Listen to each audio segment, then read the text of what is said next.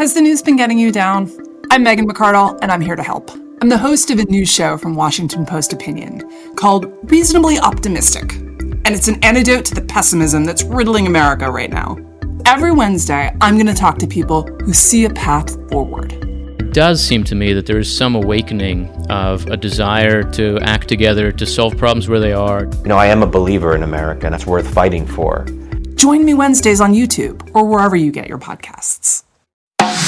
Every day, the world gets a little weirder and a lot more awesome. Cool Stuff Daily takes a look at everything from mining in space to the latest in the fight against cancer to how AI is, well, basically changing everything.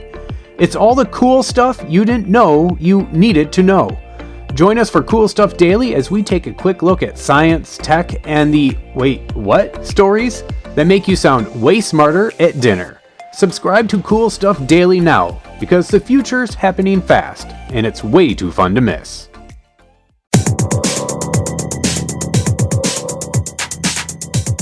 Ladies and gentlemen, boys and girls, dying time is here. That's right. This is Kill by Kill, Friday the 13th in 3D. Greetings and salutations, Internet. This is Patrick Hamilton coming to you live, not from Camp Crystal Lake, but what used to be a 4-star hotel near Fashion Island in Orange County, California. And I'm recording from a bathroom because I'm a professional. That's how you do it. Okay?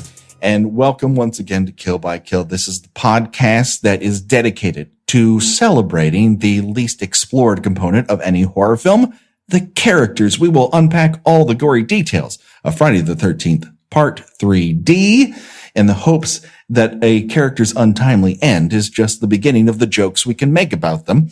And the person I bring along with me every single week to help me through this arduous journey is the one and only Gina Radcliffe. How are you doing, Gina? I'm not in a bathroom in a 4-star hotel in Fashion Island. It used to be a 4-star hotel. Which Fashion Island seems like the setting for like one of those Barbie specials. Quite possibly. He was featured a lot in the seminal Orange County show, The OC, quite often. That would seem appropriate. Yes. Guys, I'm so excited because we have our very first guest with us today. Please don't yell at him. Don't harass him. He's here for your entertainment pleasure. It is the one and the only Phil Gonzales. How you doing, sir? I wish I was in a bathroom right now. So let's get the recording over as soon as possible. I'm just going to leave it at that. All right. Worst comes to worst. Maybe you have a small plastic bottle you could have at your disposal, unless it's something else you have to deal with. Anything can fit in a small plastic bottle if you're creative enough. So let's just leave it at that. All right. Phil, we like to ask people, when they've come here, what was your first experience with the Friday the 13th franchise? Growing up, horror movies were this kind of ever-present thing in my house. And I was the younger of 2 children, and my sister was always a big horror fan. And my parents, I grew up in the 80s, so we sort of were there for the birth of the VHS era when we're renting movies, watching movies as a family on your TV was a very novel thing. So whenever a movie would get rented, you would just sit down as a family, no matter what it was, and everyone would watch. And it didn't matter if it was a family film. It didn't matter if it was, for example, About Last Night. It didn't matter if it was Jagged Edge or Sophie's Choice. The entire family would sit and watch these. And the only exception to that was horror movies, because they knew that I was sensitive to horror. So they would always say, Philip, go leave the room. It's a horror movie. So in my head, it built up this sort of mythology of what a horror movie was. I had no idea conceptually what it meant. So in my mind, a horror movie was a film that was from the first image on screen until the end of the credits was just nonstop terror, from the visuals, from the sound. That's all I could imagine. So when a horror movie was playing, I would run out of the room, shut my door, and just hide. And it wasn't until I was probably a young elementary school student that I started watching these movies that my sister would rent, and I'd watch them kind of from behind a door, behind my fingers. And the Friday the 13th movies were definitely a part of this, but it was really part 6 that made the biggest impression on me, because that was the beginning of my let's spend the night at friend's house era. And that was, I think part 6 was 1986. And so it sort of lined up with a movie came out in 86. It would probably come out on video in 87. So I was about the right age to start renting horror movies with friends. And so part 6 was kind of the one that taught me what a slasher movie was, like the beats. And by that point in the series, it had really sort of started following more or less, just an outline, with the characters. And it really was just sort of living the tropes that we all know a horror movie to be. So I would say, Friday the 13th part 6 was the seminal Friday the 13th movie for me. Was that the one with the Alice Cooper song in it? Yes. Yeah. Okay. and the weird like cameo appearance by Ron Palillo, who played Horseshack. Yes. Who shows up for the first 5 minutes. Jason kills the shit out of him, and he's just never mentioned again. I don't know that I would count as stunt casting, but it is a little weird. It is. I mean, the entire we will get to this because it's almost an episode into itself, because it asks the question, when your friend at the insane asylum asks you to unbury a body to make sure it's dead, what do you get in return for that? That is a pretty big question. And we will answer it when we get to part 6. But that's interesting, Phil. I think a lot of people who enjoy horror feel that it's the forbidden for at least a little while. And then in order to conquer it, they have to almost mainline it in order to understand it. Well, and that's why I think series horror, these franchises are so perfect, because they all tend to start out as serious attempts to make horror movies. But if you skip to the middle of a franchise, that's usually a good place for like a kid to start out, because it's lost a lot of its impact. It's lost a lot of the visceral quality, the intensity, and you have something that's practically made for television. And they're standalone movies. I mean, there's really after the second one, there's really no plot thread to follow anymore. Oh, come on. Tommy Jarvis is such a major, if you don't pay attention to every second of Tommy Jarvis's fantastic story, you're just going to be lost without a map in the Friday the 13th series. It's just not going to make any sense. Exactly. They're pulling that thread all the way through on Tommy Jarvis. There's so many things that are brought up in part 4. His love of buds. How he likes to bury his head in a pillow when he sees someone naked. That always pays off in the other 2 movies. That's a constant thread with him. How difficult it must have been to grow up looking like child actor Corey Feldman. And then suddenly not looking like child actor Corey Feldman. Do we really know how Corey Feldman looks? Not good. Does he show up on film? I'm pretty sure it's easy enough to find out. I mean, the actor who plays Tommy Jarvis as an adult is considerably better looking than adult Corey Feldman, who has that weird kind of child actor thing where they have like an adult body with like a child's head on top. Oh, well, what are you gonna do? It's hard when you peak early. I was gonna say Tommy Jarvis has been played by 3 actors, so he's kind of a modern day James Bond. And I think that's the only time you're gonna hear that. Well, no, you're not going to hear that comparison. You are going to hear that comparison again, because at the beginning of part 6, Jason walks out to the James Bond theme and throws a knife at the camera. It's a little self-aware by that point. But I think tap. I think it has to be, because the era had changed. Oh yeah. But before we get to that era, let's ratchet back here to Friday the 13th, Part 3D, which came out in 1982. And just to review, here's where we stand with the people who are alive so far in this movie. There's Chris, who is our designated final girl. She's about as developed as a freshly snapped Polaroid picture in terms of character. There's Rick, who is 210 pounds of big league chew molded around a horny skeleton. We have Ali, who's the leader of the Apple Dumpling Gang on motorcycles. Chuck and Chili, who were voted most likely to give their opinions on the type of high you get from indica rather than sativa, even though you didn't bring it up. And finally, the first subjects for this episode, and that's Andy and Debbie, our designated fuck couple. Why don't we go to Gina first? Gina, what is your impression of Andy? Andy is also a bit of a jokester, like Shelley. They're roommates, it is established. I cannot imagine how insufferable it must be to be in the same room with Andy and Shelley for more than 15, 20 minutes. There's a lot of alpha mailing between the two of them, which Shelley loses every time. But Andy, he's a big charming goofball. He almost drops a yo-yo in his pregnant girlfriend's face while she's laying out, because it's a 3D movie and you have to put something in the camera every 5 minutes or so. Yeah, Andy is the designated thing pusher. He pushes a joint, a yo-yo, apples, his insane libido, anything he can get at the camera constantly. Phil, your thoughts on Andy? I really like Andy, mostly because he encourages Shelley. Shelley is one of those very divisive characters who people tend to have fond memories of or not fond memories of. And I mean, when you mention part 3, it's, is that the one with Shelley?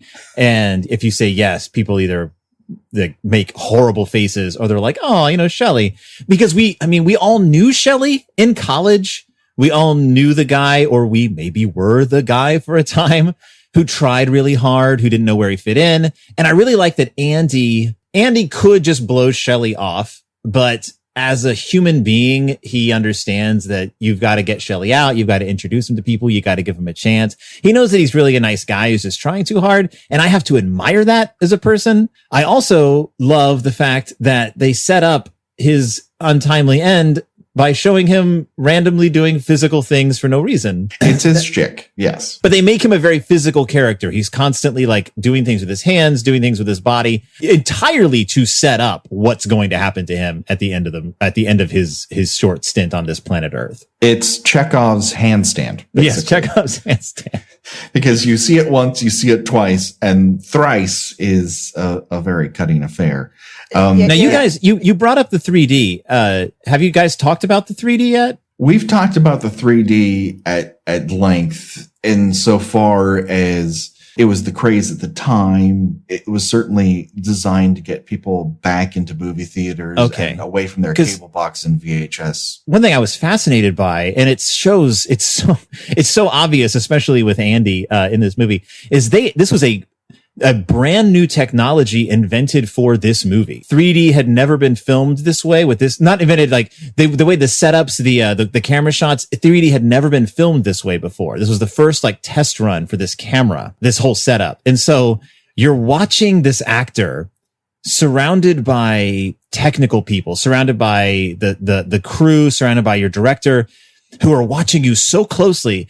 There's no way to do anything naturally, physically in front of this camera, because it has to be done so precisely that, and if you screw it up, they have to go back and reset everything up. It took hours for them to do a yo-yo shot, for them to do the joint shot, for them to do anything that required something coming at the 3D camera, which is why everything looks so stiff and weird. Yeah. The technology part of it was the Luma crane, this giant stiff arm, which they used to give you that gliding Steadicam look. I appreciate the effort that went into that, but I mean, you could still see the wire that launches the arrow. The arrow. Yeah. You could see the wire that Rick's eyeball is being pulled away from, and you would think that they would have maybe tried to camouflage that a little more with the effort they made to use this new technology.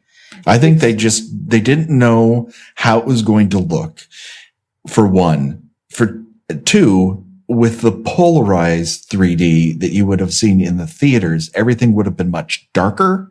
And so when you see it now, especially in 2D, the things that might have faded away, like the wire on the snake in the first scene, or the wire the guide wire for the spear in where Vera's death scene is, or Paul's eye later on.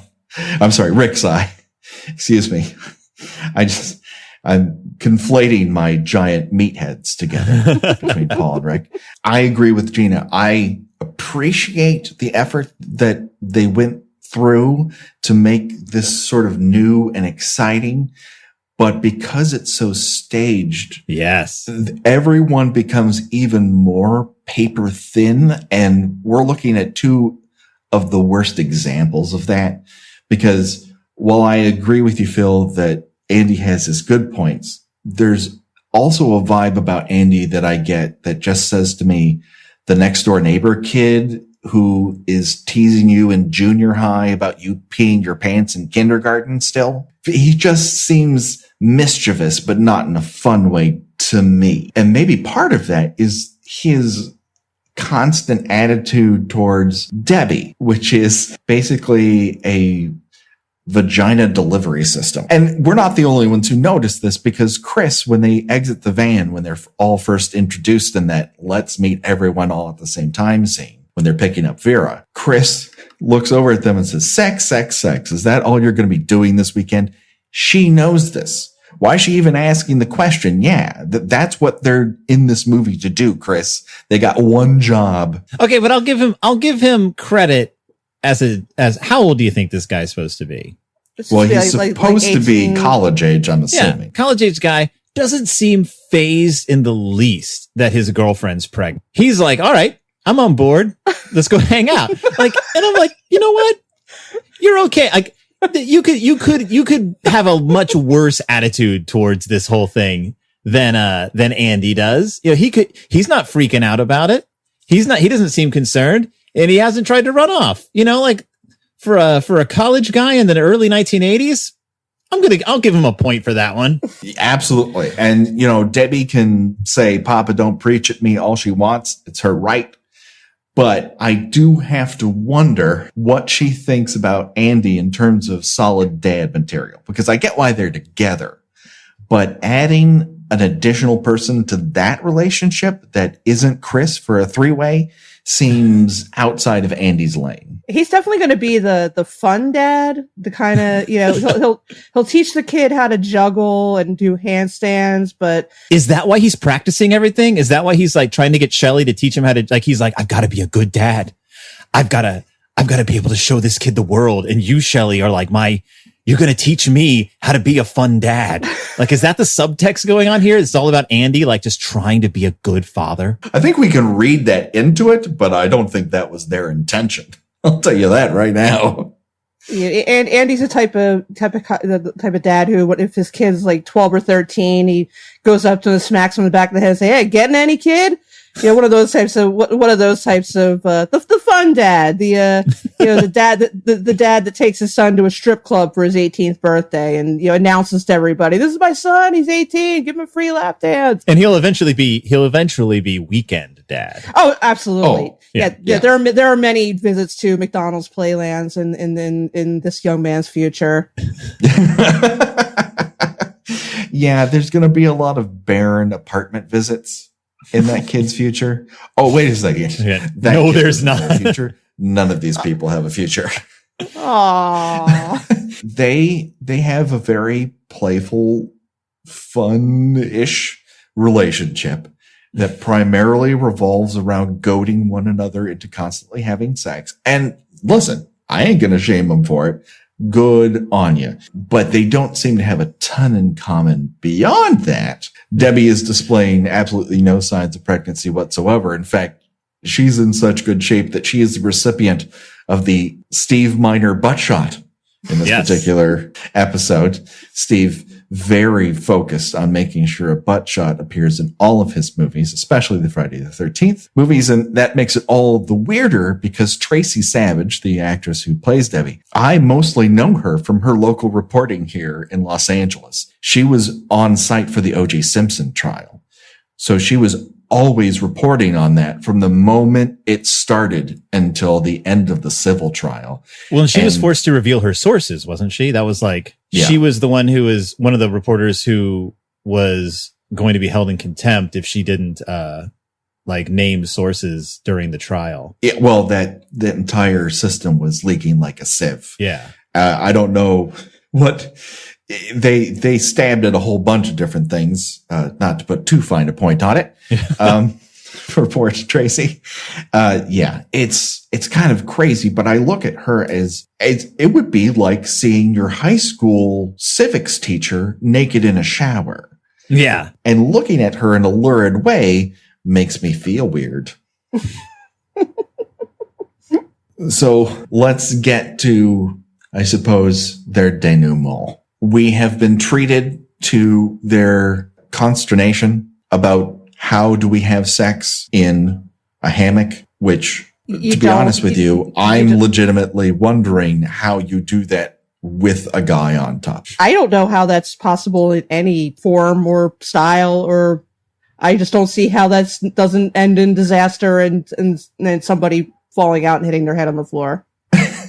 Yeah, are there hammock based cultures? Like, is there a culture that figured this out, or like hammocks always just for like relaxing? Like, is there in history has there been like a people who know we're entirely hammock based and we have to reproduce in our hammocks? Well, I think maybe if the hammocks were extended over a chasm or a lava pool. I mean, if you got to get it on, just go on the ground and do it. I mean, don't try to precariously balance yourself on, some crisscross ropes attached to a tree. I mean, I realize that's a very romantic image, but I think it's one of those things where the reality is just something that ends up on a sort of X-rated America's Funniest Home Videos. Well, to Andy's credit, he is praised by Debbie as that particular lovemaking session being the best one so far. Of course it is. But we also don't know how many shots he's had at it. So obviously at least one before that. Yeah, at least one. At least one. We do also know how many shots they're going to have at it later. 0. The Bleacher Report app is your destination for sports. Right now, the NBA is heating up, March Madness is here, and MLB is almost back. Every day there's a new headline, a new highlight, a new moment you've got to see for yourself. That's why I stay locked in with the Bleacher Report app. For me, it's about staying connected to my sports. I can follow the teams I care about, get real-time scores, breaking news, and highlights all in one place. Download the Bleacher Report app today so you never miss a moment. So in the afterglow of this record-breaking lovemaking session, Debbie goes off to shower. Andy wanders in to give us some sort of faux psycho vibe, which doesn't quite work. There's not a lot of tension in the scene. Yeah. Anyways, he comes in again on his hands to prove he can walk on his hands. Damn it. This is something he can do. And asks Debbie, do you want anything to drink? Because I'm going downstairs to get something. She responds with, yeah, I'll have a beer. He gets into the hallway, and that's when he discovers that he's not alone in that hallway. And he is, how would you describe his injury? Bisected? Sure. I'll take bisected. The end results certainly look bisected. That particular gag where Jason brings a machete down on his crotch looks like it ends about 3 inches below his crotch. Sort of looks like it's a below shot. Yeah, they built a plexiglass floor. It does look like the way it's angled. The lower half of his body, which is upside down, kind of collapses. But then it's a regular shot, and he's still intact, for lack of a better way of putting it. But then, later he's obviously in 2 pieces. That below angle is very weird. Please, I was going to say, can I not clear this up in any way? Sure. You want to make it more complicated? I'm going to make this more complicated. I brought this with me. This is the brief description of it from the Friday the 13th Part 3 novel. Oh, okay. This is how it's described. It's very quick. Please continue. Okay, there were 2 novels of this, by the way. It was adapted twice. This is from, I believe... Slow down. This happened twice? I can believe once, but you're telling me there are 2 different versions of this? 2 distinct novelizations of Friday the 13th, Part 3. I believe it's the only one that got 2 adaptations. Do you know what are the differences? Just kind of briefly, because they're substantially different. The first one is one of those like, I'm going to try to make this more of a thing. The second one is more just, I'm describing what happens on screen. Like, if you want to know more about that couple from the beginning of the movie, oh boy, you get some backstory there. That is not backstory that I want any access to. But no, here's the more the mystery that those 2 remain, the better off I am. I'm going to give you a hint. They're not a happy couple. Here's Andy's death. I believe this is the first adaptation. And this makes even less sense than what we see on screen. Are you ready? Yes. I'm ready. Before Andy could react, the glistening blade came down in a savage, powerful arc. The blade sliced through Andy's upside-down body, literally having him where he stood. The ghastly scream that bolted from the young man's throat seemed to reverberate throughout the house as his mutilated remains toppled down the spiral staircase, bouncing and bumping all the way. Jason retrieved the body. What spiral staircase? There is a spiral staircase. And if his scream reverberated throughout the house, how could she have not heard it? I don't even remember a because spiral Chuck staircase. and Chili are at the bottom of that staircase. You're right. I know they're stoned and asleep, but they're not that stoned and asleep that they might have missed a scream, but I don't think they would miss a halved body lipping and lopping down a metal spiral staircase. And that shower is not that loud. I'm mentally blocking out this staircase. I don't know why. No, it's just to be like stand there being power washed by somebody to not hear someone screaming as they're being cut in half. Yeah. So according to the book, the body falls all the way down the stairs. Jason drags it back up the stairs. It says there was no indecision in the monster at all. He carried the corpse back to the bedroom while Debbie was still showering. I like that there's no indecision. Like you think, Right. maybe I want to leave it at the bottom of the stairs, or maybe I want to store it like Christmas decorations up on these rafters. Nope, I'm going to go with the rafters.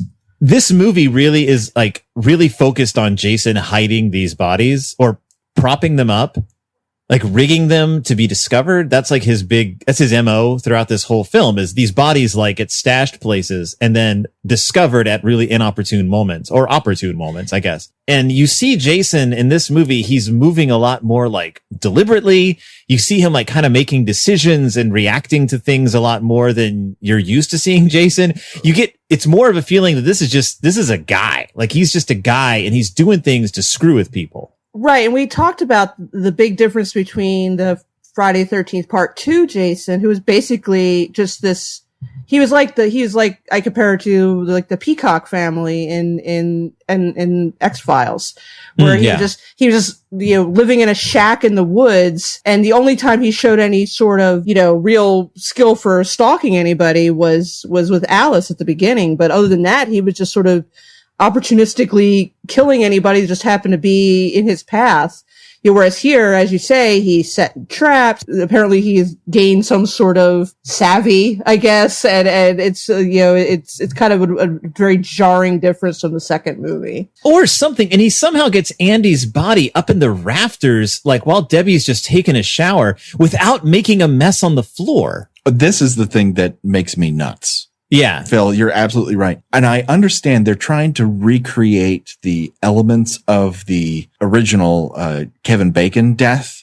Yes. In a semi more realistic way. This entire thing is built around getting the bed actually higher off the ground. Uh-huh. So that it's more realistic that someone can jab a hunting knife through your chest plate. Spoiler alert, that's how Debbie dies. Yeah, but is it really realistic that someone could hide under a hammock?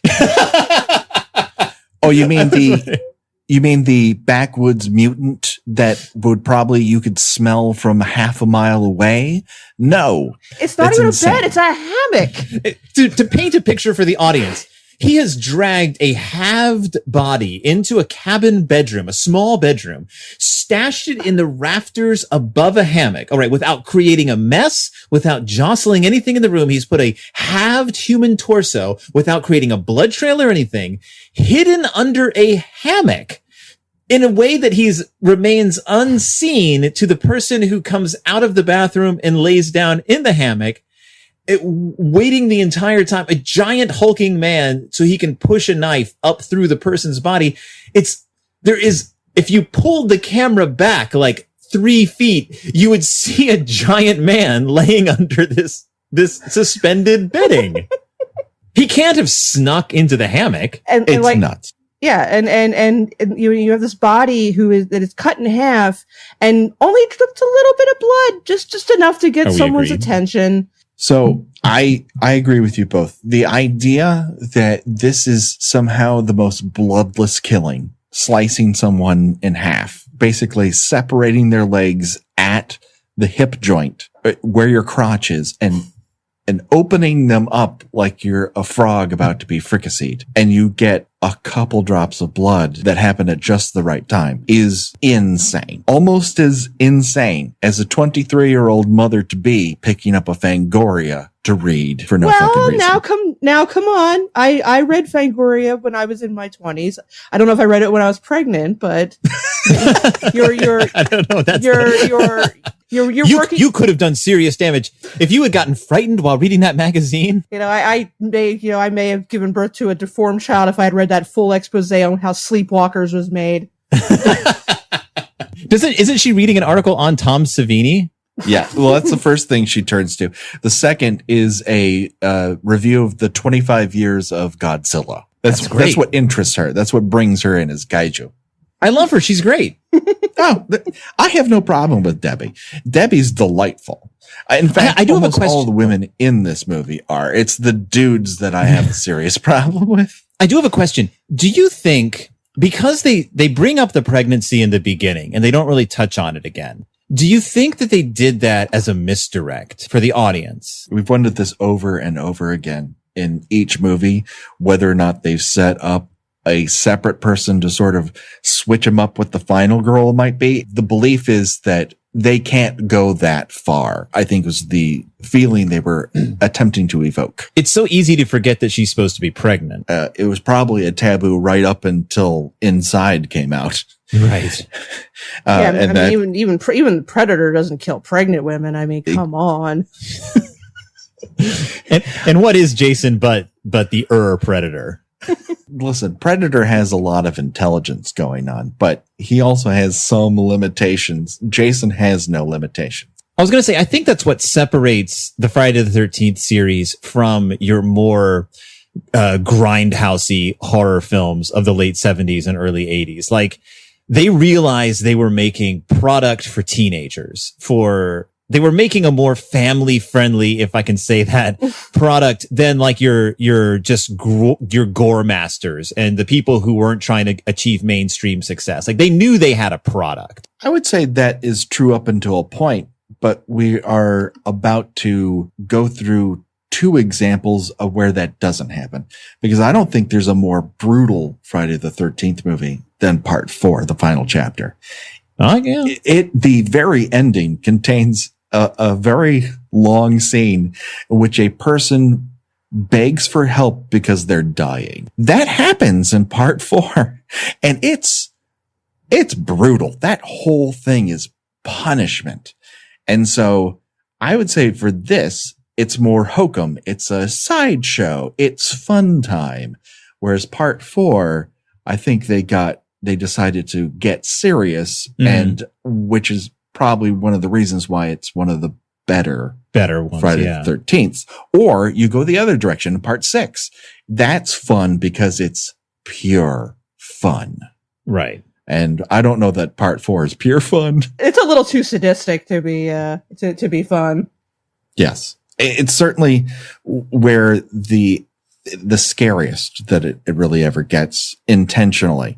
Whereas I feel there are parts of part 2 and the original that are scary because of conditions they could not control, like the lighting When people wander off into the dark and you can't see them, you know that that's the way a night would occur if you're stuck in the middle of New Jersey by a lake with no lights. You're surrounded by woods. You're alone, and it sort of gives you that you're caught in the middle of space feel. Whereas everything in part 3 has to be lit within an inch of its life, because otherwise you wouldn't see anything, because the 3D camera requires so much light to be able to get it through both lenses. I'm surprised that characters don't gain tans over the course of the movie because there is so much light being shown on them constant. And so we are now to that point of this particular session where we ask, would you rather be sliced in half while standing on your hands, or stabbed through the sternum with a hunter's knife on a hammock? I open the floor to ladies first, to Gina. Well, I would love to be able to do handstands. So, I mean, if I had that ability, I certainly wouldn't mind going out in such a manner. And you figure it's probably a little bit of as mentioned before, I'm rather a wuss and don't like pain. So I think he probably had the quicker death than Debbie. Once you're cut in half, you're blinking out pretty fast. So I'm going to have to go with Andy's death. Yeah. Okay. All right. The idea of you doing handstands sounds delightful to me. So I think that's sound reasoning. It Phil, does, doesn't it? It does. It holds up in court. Phil, I now cede the floor to you. Would you rather die standing on your hands, being split in half, or have a hunting knife shoved up through your sternum while resplendent on a hammock? The notion that I'd be walking on my hands and would run into this machete wielding killer, and the last thought that went through my head would be, this is the stupidest way I could possibly die, almost pushes me into the hammock, because I'm kicking back. I'm so distracted by the fact that I'm reading an awesome horror gore magazine.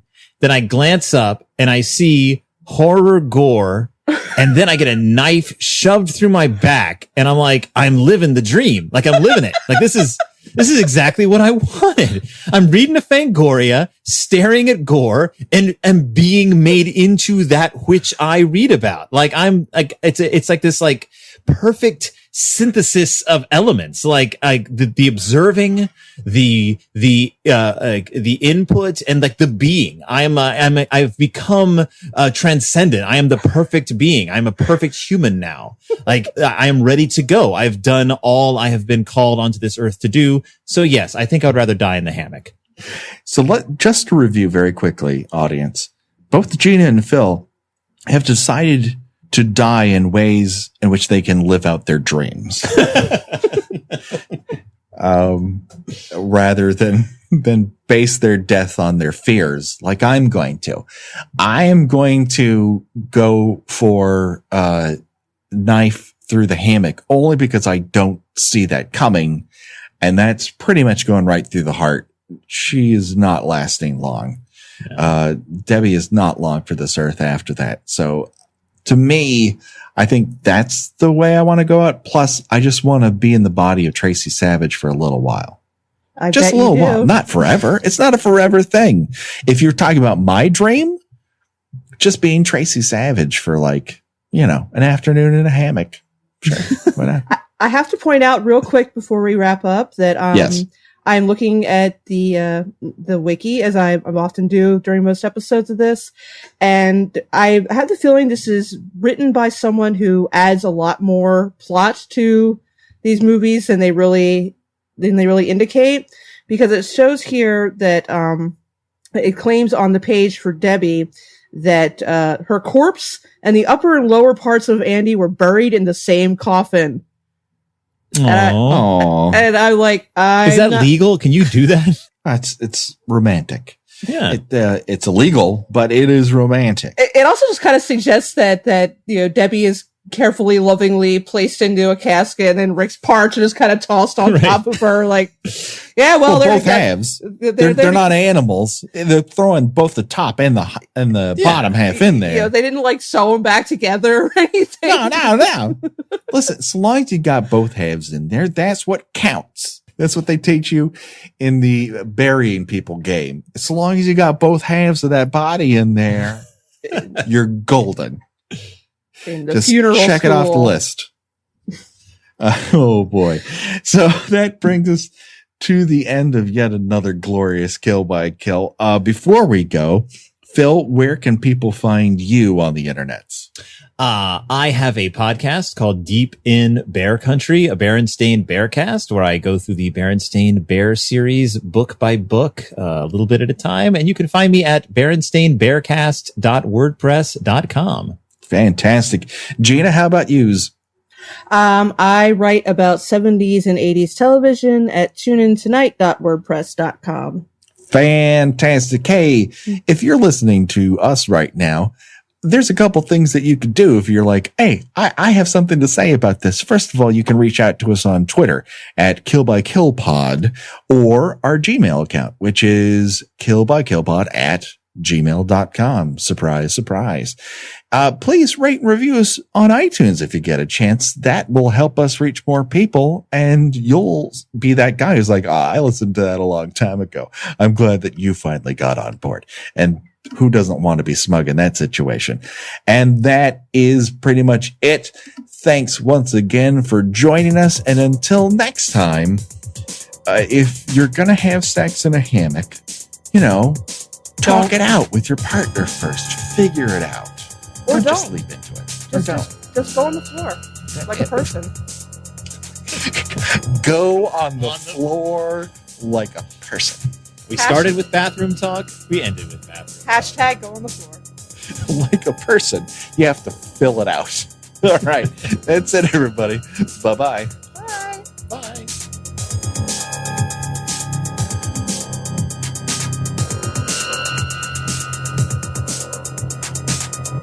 Kill by Kill is produced by We Write Good and is intended for entertainment purposes only. Friday the 13th is owned by Paramount Pictures. Jason is owned by New Line Cinema. No infringement is intended. Kill by Kill logo was designed by Josh Hollis. Visit him at joshhollis.com. The Kill by Kill theme was created exclusively for us by Revenge Body. Get the whole track and much, much more at revengebodymemphis.bandcamp.com today. The Bleacher Report app is your destination for sports. Right now, the NBA is heating up, March Madness is here, and MLB is almost back.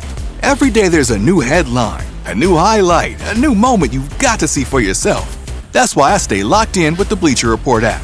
For me, it's about staying connected to my sports. I can follow the teams I care about, get real-time scores, breaking news, and highlights all in one place. Download the Bleacher Report app today so you never miss a moment.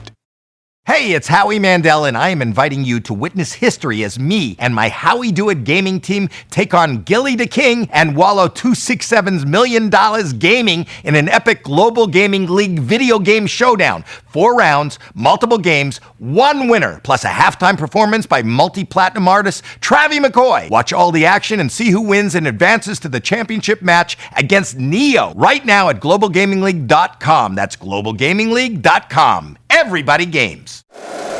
If you like the show, please take a moment to rate, review, and subscribe. It really does help the show to grow.